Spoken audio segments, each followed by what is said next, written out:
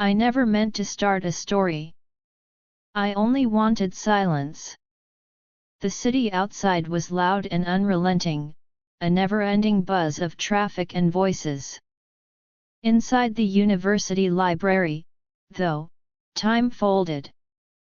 The air felt sacred, heavy with stories no one had touched in years. That day, I wasn't looking for anything special. Just a book, a quiet moment, something to keep me company through a long, lonely afternoon. I walked to the classics section, my usual refuge, and reached for Pride and Prejudice. And there it was. A yellow sticky note, clinging to the title page like a forgotten secret. If you're reading this, you probably love Mr. Darcy. But what if Elizabeth had written him a note instead of just words? I blinked. Smiled. Turned the note over. Nothing on the back. Just that cryptic M. The library was silent, empty around me. Was this a prank? Or something else? I slid the note into my coat pocket, heart fluttering for reasons I couldn't explain. That should have been the end. But it wasn't. The next day, I came back. I told myself it was for study, but I knew better. This time, my feet took me to fiction. The air smelled like paper and memory. My fingers traced spines until they found The Great Gatsby, a story soaked in longing. There was another note. I think Gatsby would have left Daisy a note if he could. Something like, "I'll wait for you, no matter how long it takes." I didn't breathe for a second. Then I smiled, heart pounding in that space between confusion and wonder. Who was M? And were these notes meant for me? It became a game. A ritual. Before lectures, I would check the shelves like a scavenger. In The Fault in Our Stars, I found another note. Here's a little secret, I left a note in the poetry section too. Look for love poems by Pablo Neruda. I ran. Nearly collided with someone in the hallway. There, nestled in the Neruda book, was a new note. I love you without knowing how, or when, or from where. Maybe I'm just like this poet, leaving notes instead of saying things aloud. Do you understand me? Do I understand? Too much. I began replying. Short phrases. Never signed. Just. I'm listening. I understand. I'm here. MS notes grew more personal. More like confessions. In To Kill a Mockingbird. You never really understand someone until you see things their way. I'm trying, but I hide better in ink. I wrote back. Ink suits you. Then one afternoon, I didn't find a note in a book. I found it taped beneath the table in the reading nook. I don't know if you'll find me, or if these notes will disappear into shelves forever. But if you do, look up.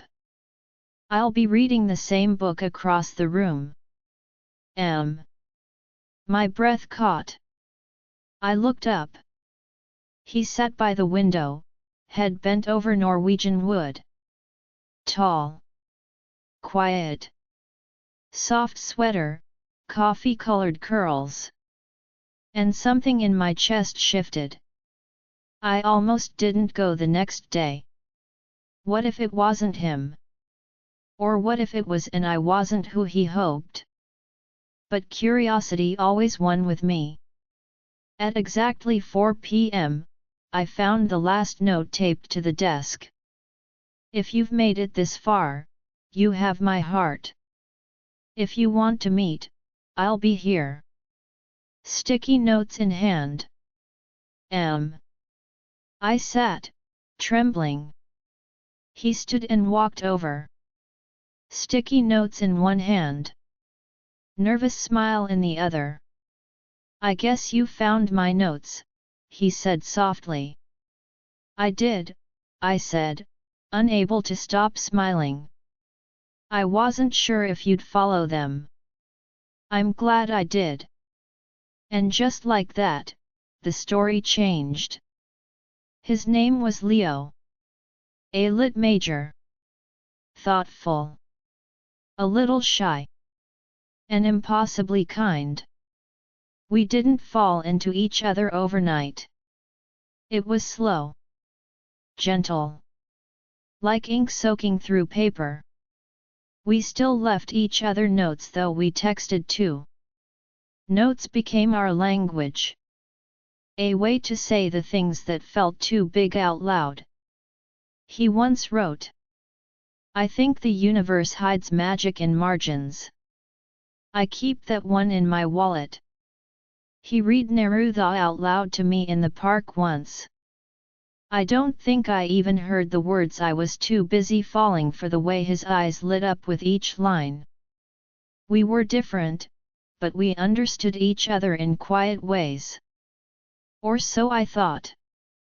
One morning, everything cracked. Leo had gone home for the weekend. I stopped by the library, our usual bench, same shelf. And I found a note. But it wasn't for me. I still think about you. Sometimes I wonder what would have happened if we'd lasted. I froze. What? This wasn't ours. It wasn't a poem. It was personal. Raw. And it wasn't meant for me. Was not me? Or worse, was this note from before? Or, after? I found 2 more notes that week. Each more revealing. Each not meant for me. I miss the way we used to talk. You were always the one who understood me first. My heart splintered. Had I been a chapter in his book? Not the story? I didn't answer his texts for 2 days. Then he showed up. I saw you, he said, voice confused. At the library. You looked right at me and left. I tried to stay calm. Who's she? He blinked. What? The notes. The other ones. They weren't for me, were they? His face changed like shutters closing behind his eyes. You read those? They were on our shelf. They weren't meant for you. That's the point. I snapped. Who were they meant for, Leo? He hesitated. And that hesitation felt louder than any answer. Her name was Ivy. They had dated before we met. Briefly, messily. She used to leave notes too, Leo said, finally. But it was different. More coded. And you never told me. I thought it didn't matter. It does matter, I said quietly. Because I was falling for you in the same way. Through paper and pages. And I thought that was ours. He stepped closer. It is ours. I stepped back. Is it? Or am I just another reader of your recycled lines? He flinched. That's not fair. I turned. I left. Sometimes, pain doesn't shout. It whispers. Days passed. No notes. No texts. The library felt cold. Like the story had ended mid-sentence. I kept returning to our corner. I told myself it was out of habit, not hope. Then, one Thursday, I found something new. A thick envelope. No sticky note. Inside, pages. A letter. In Leo's handwriting. Dear E. I never wanted to lie to you. But I did. By hiding her, I let you think our beginning was pure. But the truth is, I never loved her the way I loved you. With Ivy, I admired her from afar. She left notes for everyone, not just me.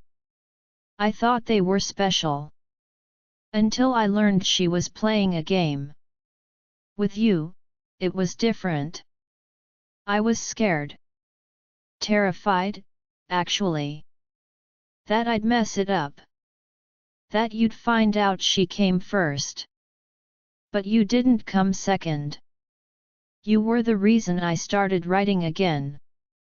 The reason I believed a note could mean something real. I left those old notes to finally close the chapter. I never thought you'd see them. I'm sorry for every sentence I didn't explain.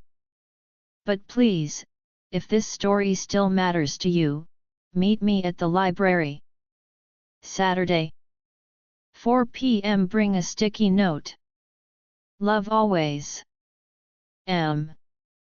Saturday. 4 p.m. I hesitated at the door. Everything inside me still ached. But I walked in.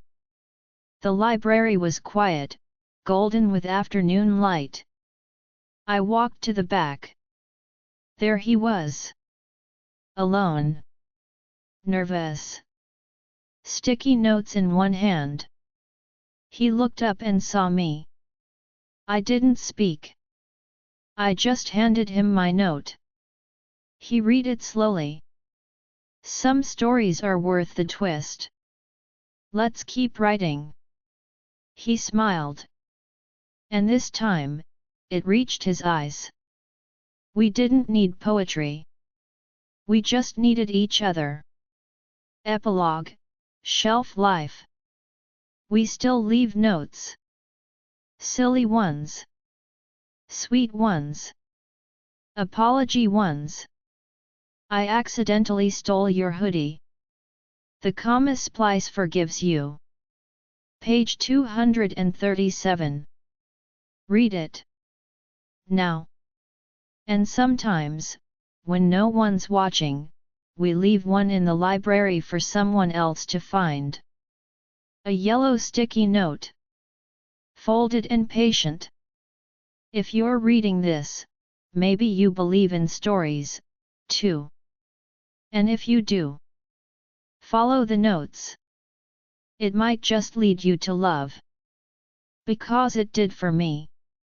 And I never meant to start a story. But now, I never want it to end.